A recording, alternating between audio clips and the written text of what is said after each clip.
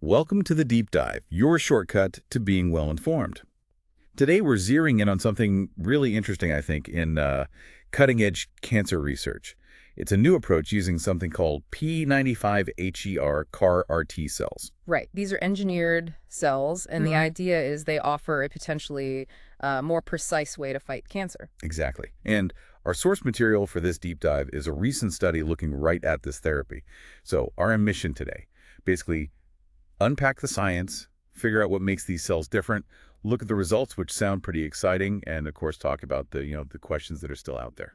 Yeah, it's definitely an area with a lot of potential. What's always interesting is the search for therapies that are really targeted, trying to get that balance right, hitting the cancer hard, but leaving the healthy stuff alone. Okay, so let's get into the basics a bit. Yeah? Many of you listening probably know about CAR-T cells generally, right? You take a patient's own immune cells, their T cells, engineer them with this special receptor, the CRR. Turns them into sort of guided missiles for cancer cells. Right. But the twist here, the really clever part in this research, seems to be the target they're aiming for, this p95HE2. So can you break that down for us? What exactly is p95HER2 and why is focusing on it such a potential game changer?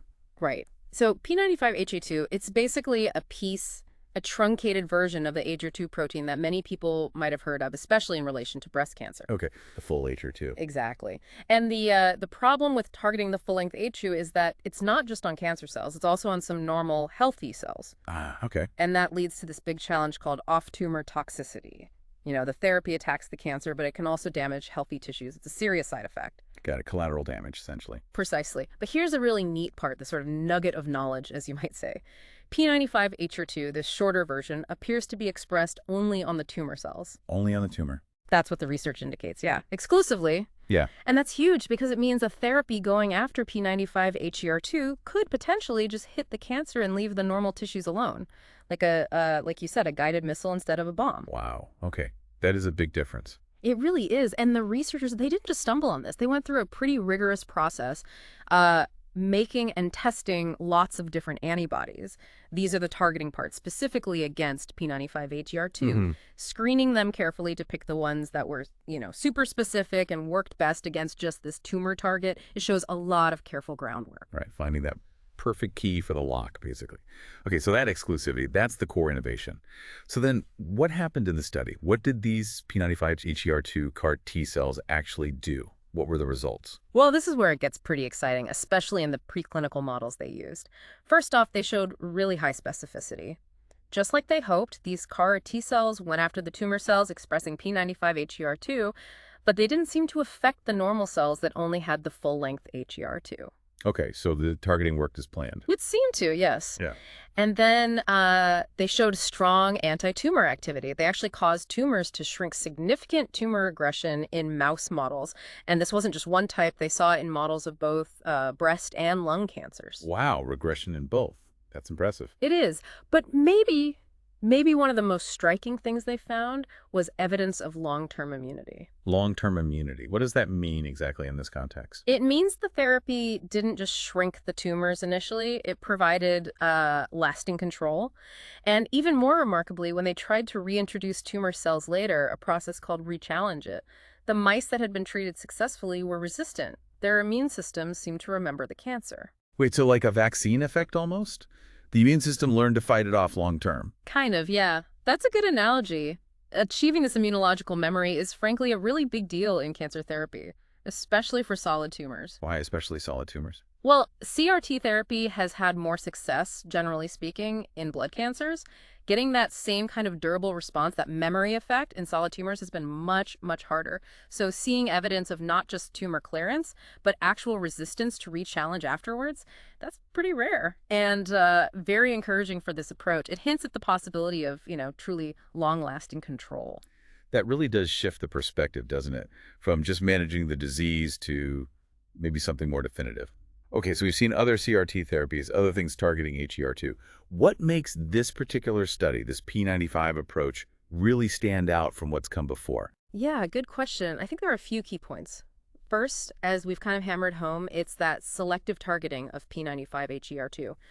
Most other HE2 CAR T therapies go after the full-length protein, and they always carry that risk, that baggage of hitting normal Right, cells. the toxicity risk. Exactly. Yeah. So this offers a way around that, a potentially much safer tumor selective strategy. That's a major difference. Second, I'd say it's the thoroughness of the antibody work up front. The whole process from generating these specific antibodies to validating them and then testing the CAR T cells built from them. It just seems more systematic and rigorous than quite a few earlier reports. They really built a strong foundation for the CAR T part. Okay, so better targeting and a more solid development process. And the third thing, which we just touched on, is demonstrating that immunological memory, showing that long-term protection after the tumor is gone. That's not something you see reported often for SAGR-T in solid tumors. It really distinguishes this study. Yeah, that memory aspect feels really significant. Okay, this all sounds incredibly promising, but, you know, as always with research like this, especially early stage, there have to be limitations, right? Mm. Caveats. What are they here and what's the road ahead? Absolutely, and it's crucial we talk about those. The biggest one is that these findings are preclinical. They're based on lab work and mouse models. Right. Mice aren't humans. Exactly. So while promising, we just don't know yet if this will work the same way. It'll be safe in people. Human clinical relevance is still, unproven. That's the major hurdle. Okay, yes. Well, there's the issue of tumor heterogeneity. Real human tumors can be complex mixes of cells. Some might have lots of p95HER2, some might have less. It's not clear how well this would work if a target isn't uniformly present on all the cancer cells. Ah, so the cancer could potentially evade it if some cells don't have the target. Potentially, yeah. Then there's immunogenicity. The human immune system might react against these engineered CRT cells themselves in ways we don't see in mice, recognize them as foreign. Okay, so the body might reject the therapy itself. It's a possibility that needs careful study. And finally, while they showed good specificity in their models, this particular paper didn't include, say, extensive toxicity studies in primates or complex humanized mouse models, which would give an even clearer picture of potential side effects before going into humans. Right, so still important safety questions to answer in more complex systems. So, given those limitations, what are the next logical steps? What needs to happen now? Well, the most critical next step is obviously to move this into humans, initiating carefully designed phase I clinical trials. Phase I primarily focused on safety. Exactly. Safety first, finding the right dose, but also looking for early signs of efficacy, and importantly, seeing if that durability, that persistence of the SIRE T cells holds up in people.